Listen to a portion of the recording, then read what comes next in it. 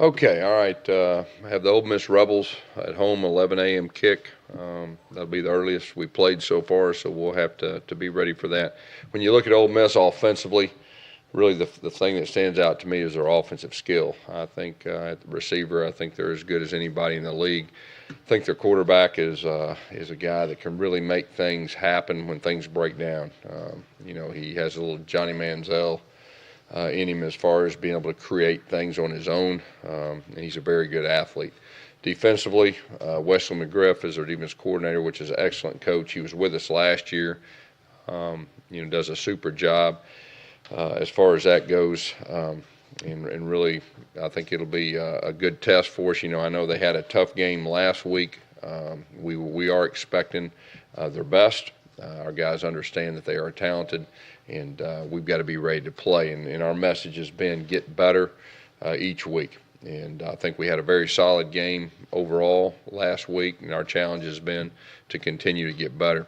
And on a side note, one of the all-time Auburn greats, Buddy Davison's going to have his 700 consecutive games. I think that's a really big deal. He's meant a lot to Auburn for a long period of time, really devoted his life to Auburn, so I just kind of wanted to give him a shout out, and I think that's very impressive as far as that goes. So, questions? Do you try to rest Cameron Petway as much as you can this week, considering, he obviously looks slow in that? Yeah. I think, with him and KJ, we got to be very smart with those guys in practice. We'll see where we're at, as it gets closer to the game. But at the same time, Cam Martin was also, he was banged up going the last game too. We were able to rest him. I think that's good. But I really expect all the guys, to be ready to play. It's just a matter of, how healthy we can get them before the game starts. How happy are you with the balance you're seeing offensively? Yeah, we talked about that at the very first of the season. That was really one of our goals, to be more balanced. And the last 2 weeks we've done that, and we were able to hit some explosive plays in the past game. Really, we were able to play with tempo too, and I think that's a combination that was really good. That we got to continue to build upon those things. Gus, is there any concern at all that or I guess a better question is what causes it that you haven't been able to run the ball consistently inside? Yeah, I think there's a couple factors. One is, we've had a lot of different lineups up front, and the communication and working together in front of each other is very important. I think you will see that continue to improve now that we've kind of got our lineup set up front. We're planning on having that same lineup this week as we did last week, and I think we'll be able to build upon things up front.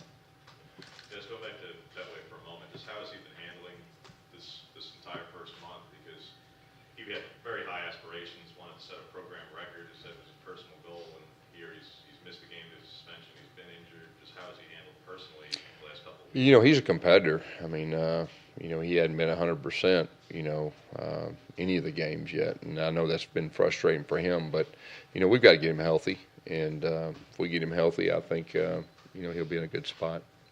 Does anything surprise you when you look around the league and you see some of the scores, 66-3, the all last two SEC scores? Does that reflect maybe a lack of parity in the SEC to you? I think in our league, each week is unique to itself. And I don't care who you're playing. I think anybody's capable of beating anybody. And, some weeks you see the lopsided scores and all that, but I don't think it's, lack of parity. I just think it's week to week. Yes, you look at right now the top three teams in the league, plus most of the top teams in the country, they're all playing really good defense now. Yeah. Is that something that's kind of gone back the other way from where it was a few years ago? I think it looks that way. There's the offenses, they're so explosive, and everybody's playing with tempo. Everybody's doing spread out stuff, and I think the top defenses are the ones that can handle that. And it looks, as of right now, that just like you said, and I'm very pleased with our defense right now. I think that's is great to have, and I think we can keep building and keep improving.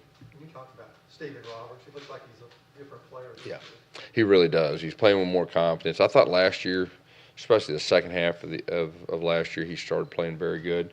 but he's a senior. He's one of those guys that's been there, done that, played multiple games, experienced, and he's very instinctive, and he's playing with a lot of confidence. I think you see that really all across the defense side of the football. I think they're playing with a lot of confidence, and they're playing very physical. Talk about his play on the punt when the ball hit Kyle Davis. Yeah, that was an unfortunate deal as far as hitting one of our players, but he made a very instinctive play. That was a really a big play in the game that,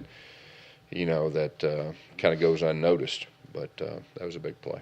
Yes, you talked about the change in offensive line, and Mike Horton's been locked in at left guard for a young guy. What has he been able to do kind of to be a fixture? Yeah, I thought he played his best game last week, and the experience around him. He was surrounded with two seniors, on either side, and I just think that really helped. And like I've said before, there's nothing better, especially in our league, than experience, especially up front. And the fact that he has two experienced guys on both sides, it definitely helped. For the defense to be achieving what it is right now, Gus, you guys lost 4 guys to the NFL last season, arguably your 2 best defensive linemen. As confident as you were about Jeff or Nick Coe and all that, for them to be delivering, at this point, I'm not sure there's a player on your defense who's being billed as like a potential first-round pick other than maybe Jeff. Just for them to be achieving collectively this well without that one uber premier talent at this particular juncture, just what does it speak to? How you've been able to do that? Well, it's really just a team defense. Talked about how you're going to replace Carl, how you're going to replace Mon. Well, the message has been as a collective group, and that's what they've done. And it's been somebody new just about every game. But obviously Jeff, when his past situations, is really coming on and playing at a high level.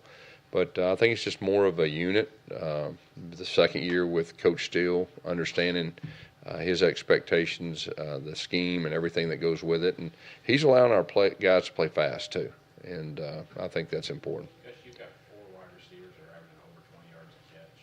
What do you feel like that's a product of right now? Is it Well, Jared? Is it all I think it's all the above, but I think more than anything, it's probably emphasis. That's really what Chip's emphasis has been: more explosive plays, and we've been able to do that the last 2 weeks, and it's really changed everything. So he'll continue to build upon those things. I think you see our wide receivers starting to grow up and have more confidence, and they're getting more opportunities. And the last 2 weeks, they've seized the moment. We just need to continue to build upon those things. You've been a part of a couple of teams here that really sustained a high level of play all season long. And then you've been part of some that had really good stretches but couldn't keep it up. What are the kind of qualities that allow you to be consistent and keep this going? Well, each year is different, okay, and each team is different. But a lot of it has to do with a team that is able to improve. Very few teams around the country are able to improve each week with the execution and getting better at who they are and what they do. And that's really the formula. Now, with that being said, the injury factor to impact players. You can handle injuries a lot of times, but if it's your impact players, sometimes that causes a little bit of a lull. But it's about getting better each week, and the teams that we've had that have done that, usually at the end are playing very good. Gus, can you talk about Devin Barrett in the league? Are they making progress? Yes, Devin Barrett, he's really came on. They've given him short roles, and I'm sure that will be added to because he's done a very good job. And Malik, I was very impressed with the way he ran hard, at the end of the game and ran through some tackles and all that. And I think you'll see him more and more as the season goes on. How did the Prince State experiment at tight end go? Yeah, just trying to, he's a very talented player, and he just needs experience. And so, that was the plan, to play him at a little bit of the heavy set tight end last week, and he did a solid job. And then, he's still getting reps at left tackle. I mean, that's his primary position, and he's going to be a really good one before it's all said and done. Coach, earlier in the season, you talked a lot about Jarrett Stidham needing games under his belt, not playing for a couple of years. He took a lot of criticism, especially from the media.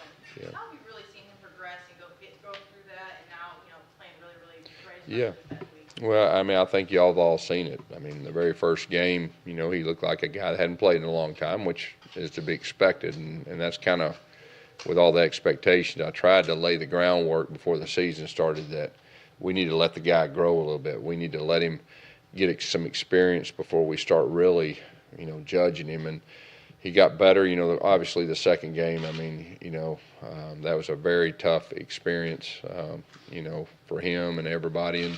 And then the last 3 weeks, you really started to see him kind of get more comfortable and get more of a command of the offense. And so he's been very efficient, and we got to continue that.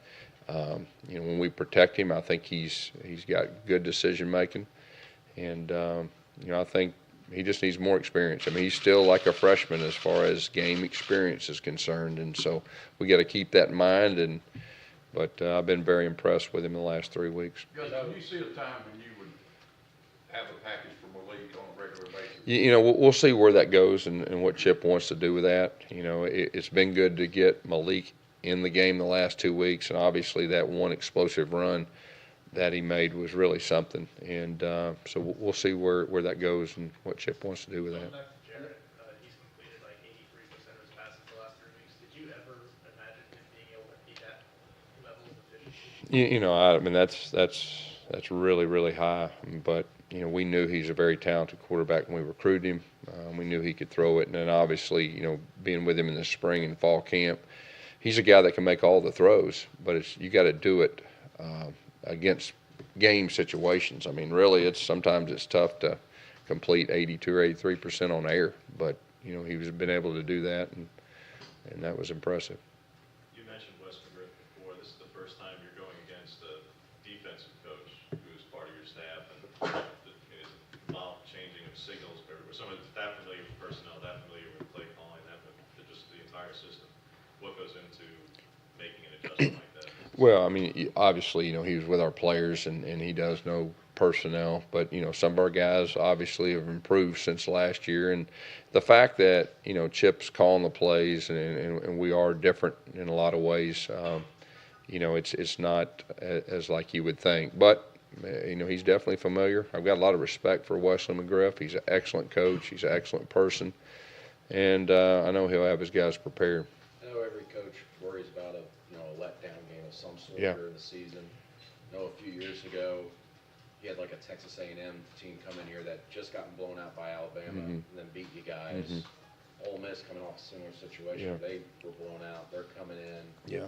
How do you approach a game like this where the human side of players are going, they just got blown out. They look like something. Yeah, and I think it's kind of what we talked about earlier is each week is unique in its own right, especially in our league. You can't take anything for granted, and we talked about that with our players. Our leaders understand that. You can turn on the film, and you can see they're a talented team. They're very scary on offense with the receivers and their quarterback throwing the ball down the field. Defensively, they run to the football, so we've addressed it. And like we talked about, I mean, the teams that are there at the end, they find a way to get up each week. And but you can't buy into what last week was, not in this league. And we're expecting their best, and that's our approach. Did you have any concerns about Herb Hand going to that Mizzou game? Did you ever think about telling him just to stay home and have the surgery? Yeah, I gave him the opportunity. If he needed to stay home, he needed to. I was very concerned. He wanted to go and be a part. He had surgery that next morning, and last week, he took it a little easier than he had in the past. He still did a good job preparing, and this week you can tell he's got his energy back and all that. But it says a lot about Herb that he wanted to be there at the game, and he did a good job that night too. Herb's a tough guy. Guys, can you speak to Aiden Marshall's recruitment and just how he became a part of this program? Because Yeah. he's somebody who's kind of showed up on the roster we didn't know anything about. Mhm. Now he's starting. Yeah. Coach Fountain recruited him, for 6 months or so, and knew he was a solid punter, a guy that could come in here and compete. And he's just he's been in the competition, but as of late, he's been very consistent. And I thought he did a very good job the other night. I didn't think the moment was too big, and I thought he did a solid job. Coach Colton Davis, was that one of the better games you've seen from him? I think so. I mean, I think, he's a guy that you see him practice, and he does that kind of stuff every day. And now that he's healthy this year, I think you're really seeing what he can do. And he's playing with a lot of confidence right now.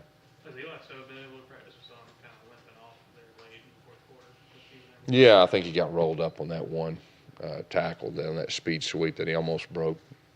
But he'll practice today. Anything else? All right, Coach. All right, thank you all.